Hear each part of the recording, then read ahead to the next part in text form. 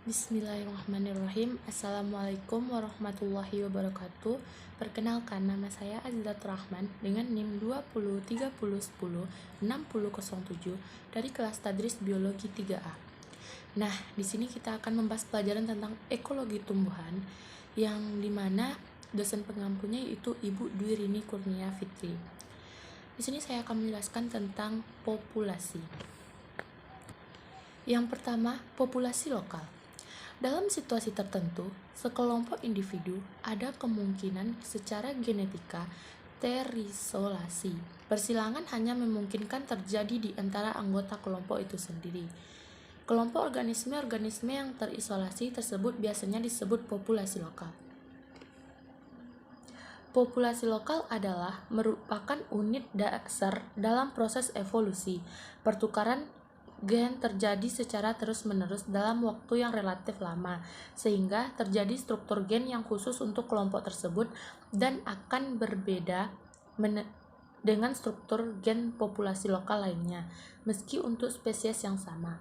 Hal ini dikarenakan adanya seleksi alami yang beroperasi terhadapnya, sehingganya menghasilkan individu-individu dengan susunan gen yang memberi kemungkinan untuk bertahan terhadap lingkungan lokal dan akan berkembang dalam jumlah yang semakin banyak jika dibandingkan dengan individu-individu yang tidak tahan. Salah satu jalan suatu populasi lokal dapat teradaptasi terhadap suatu lingkungan adalah dengan pengembangan dan pengelolaan diversitas genetiknya melalui reproduksi seksual dalam populasi. Hasilnya adalah sekelompok atau susunan individu yang masing-masing berbeda dalam toleransinya terhadap lingkungan. Salah satunya ada kemungkinan mempunyai kemampuan yang sangat baik dalam toleransinya terhadap kondisi lingkungan yang ekstrim daripada rata-rata anggota populasi lainnya. Dengan demikian, keheterogenan struktur gen dari anggota populasi mempersiapkan populasi terhadap kehancurannya akibat lingkungan, misalnya terhadap kemarau yang panjang. Hal yang sejalan terjadi pula dalam kurun waktu yang relatif lama dan lamban sebagai reaksi terhadap perubahan iklim. Dalam hal ini bisa ratusan bahkan ribuan tahun. Dengan demikian, keheterogenan struktur gen merupakan cara dalam mempertahankan hidup atau kelulusan hidup, dan ini sebagai mekanisme teradaptasinya suatu populasi akibat seleksi alami. Dalam suatu kawasan yang secara umum mempunyai kondisi yang relatif sama, populasi lokal dari spesies yang ada berkecenderungan untuk memperlihatkan toleransi terhadap lingkungan yang relatif sama pula, tetapi akan berbeda toleransinya dengan spesies lokal lainnya atau dari spesies yang sama yang berada pada kondisi iklim yang berbeda. B. Kerapatan dan kepadatan populasi. Kepadatan populasi adalah besarnya populasi dalam suatu unit ruang yang umumnya dinyatakan sebagai jumlah individu-individu dalam tiap unit luas atau volume. Kepadatan populasi ini disebut juga kerapatan atau kepadatan populasi. Istilah kerapatan lazim digunakan untuk kepadatan tumbuhan dan binatang, sedangkan istilah kepadatan lazim digunakan untuk kepadatan manusia. Perubahan yang dimaksud adalah berkurang atau bertambahnya jumlah individu dalam setiap satuan luas dan volume. Densitas populasi dapat dibedakan atas densitas kasar dan densitas spesifik, yaitu 1. Densitas kasar diukur pada tempat dan waktu tertentu, dinyatakan sebagai jumlah individu organisme per luas daerah yang dikaji. 2. Kepadatan spesifik, yaitu jumlah individu organisme per luas habitat atau jumlah individu organisme per satuan ruang atau tempat yang tersedia dan benar-benar tersedia oleh individu-individu anggota tersebut. Jadi, individu-individu organisme anggota populasi bisa saja menempati hanya pada bagian tertentu yang baik dan total daerah. Densitas spesifik juga disebut densitas ekologi. Kepadatan populasi dipengaruhi oleh banyak faktor lingkungan. Akibat pengaruh faktor lingkungan, ternyata perubahan kepadatan populasi dipengaruhi oleh densitas spesifik juga disebut densitas ekologi. Kepadatan populasi dipengaruhi oleh banyak faktor lingkungan. Akibat pengaruh faktor lingkungan, ternyata perubahan kepadatan populasi dipengaruhi oleh densitas spesifik juga disebut lingkungan. Dipengaruhi oleh adanya kelahiran, kematian, emigrasi, dan imigrasi. Yang C, pola penyebaran individu. Penyebaran adalah pola tata ruang individu yang satu relatif terhadap yang lain dalam populasi. Penyebaran atau distribusi tumbuhan dalam suatu populasi bisa bermacam-macam. Pada umumnya memperlihatkan 3 pola penyebaran, yaitu penyebaran secara acak, jarang terdapat di alam. Penyebaran ini biasanya terjadi apabila faktor lingkungan yang sangat beragam untuk seluruh daerah di mana populasi berada. Selain itu, tidak ada sifat-sifat untuk berkelompok dan organisme tersebut. Dalam tumbuhan ada bentuk-bentuk organ tertentu yang menunjang untuk terjadinya pengelompokan tumbuhan. Penyebaran secara merata umumnya terdapat pada tumbuhan. Penyebaran semacam ini terjadi apabila ada persaingan yang kuat antara individu-individu dalam populasi tersebut. Pada tumbuhan misalnya persaingan untuk mendapatkan nutrisi dan ruang. Penyebaran secara berkelompok adalah yang paling umum di alam, terutama untuk hewan. Pengelompokan ini disebabkan oleh berbagai hal. Yang pertama, respon dari organisme terhadap perbedaan habitat secara lokal. Yang kedua, respon dari organisme terhadap perubahan cuaca musiman akibat dari cara atau proses reproduksi atau regenerasi. Penyebaran populasi merupakan pergerakan individu ke dalam atau keluar dari populasi. Penyebaran populasi berperan penting dalam penyebaran secara geografi dari tumbuhan, hewan, atau manusia ke suatu daerah di mana mereka belum menempatinya. Penyebaran populasi dapat disebabkan karena dorongan mencari makan, menghindarkan diri dari predator, pengaruh iklim, terbawa air atau angin, kebiasaan kawin, dan faktor fisik lainnya. Penyebaran populasi melalui 3 cara, yaitu yang pertama emigrasi.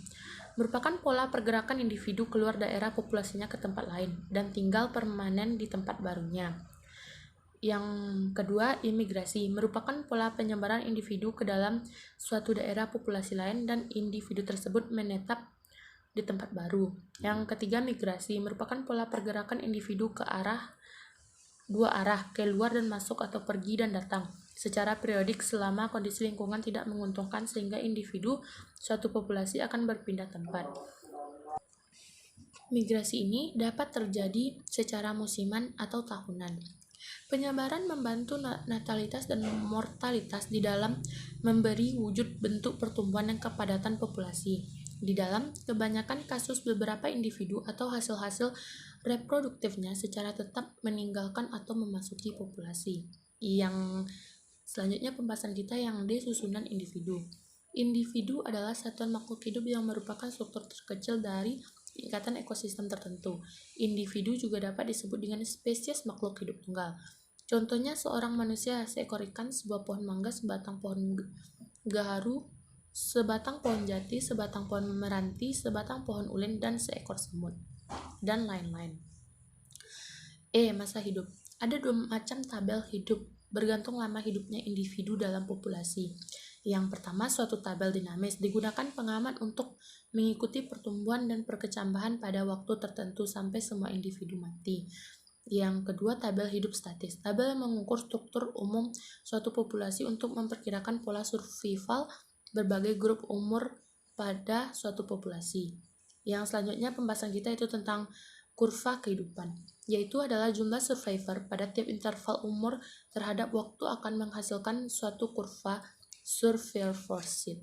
Ada 3 kurva survivorship yang menyajikan tanggapan populasi ekstrim. Yang A, tipe 1. Kurva survivorship adalah karakteristik organisme dengan mortalitas rendah dalam stadia muda dan mortalitas cepat dalam umur tua. Yang B, tipe 2. Garis lurus di mana probabilitas kematian pada pokoknya sama pada sembarang umur. Yang C, tipe 3. Tipikal organisme yang mempunyai laju mortalitas muda tinggi diikuti dengan mortalitas biji karena adanya pemakan buah dan pemakan biji. Selanjutnya pembahasan kita yang terakhir yaitu alokasi sumber-sumber kehidupan. Spesies tumbuhan memiliki pola alokasi sumber-sumber kehidupannya yang membuatnya tetap bertahan dari kepunahan. Pola-pola ini telah dihasilkan dan diperhalus melalui seleksi alam. Pola alokasi sumber-sumber dari tiap spesies sebagian ditentukan oleh niche-nya. Organisme memiliki sejumlah energi dan waktu yang terbatas untuk melengkapi siklus hidupnya.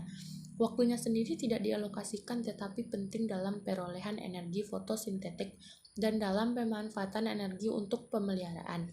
Sebagian dari total energi yang tersedia digunakan untuk tiap aktivitas dalam siklus kehidupan untuk akar, batang, benih, atau buah dan sebagian untuk pertumbuhan, pemeliharaan, atau untuk pertahanan dari herbivore. Sejumlah waktu dihabiskan dalam fase dorman, anakan, fase vegetatif, dewasa, dan fase reproduksi. Organisme berada dalam sebuah kontinuitas antara dua ekstrim strategi alokasi sumber, yaitu R dan K. Strategi R yaitu tumbuhan hidup singkat dengan cepat dewasa menghuni habitat terbuka dalam komunitas seral dan mencurahkan sebagian besar hasil fotosintesisnya untuk menghasilkan bunga, buah, dan biji. Ukuran populasi mereka rapat tetapi tidak saling bergantung, yaitu ukuran populasinya dikendalikan oleh faktor fisik seperti kebakaran, banjir, salju, masa kering, dan lain-lain. Sekian pembahasan kita kali ini. Jika ada kesalahan, saya mohon maaf. Saya akhiri dengan Assalamualaikum warahmatullahi wabarakatuh.